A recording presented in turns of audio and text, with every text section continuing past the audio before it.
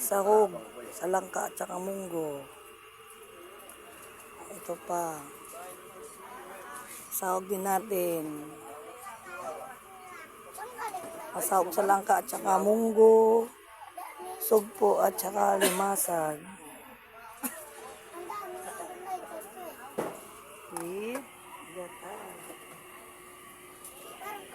Lagyan natin ng gata ang munggo at saka langka. Gataan natin.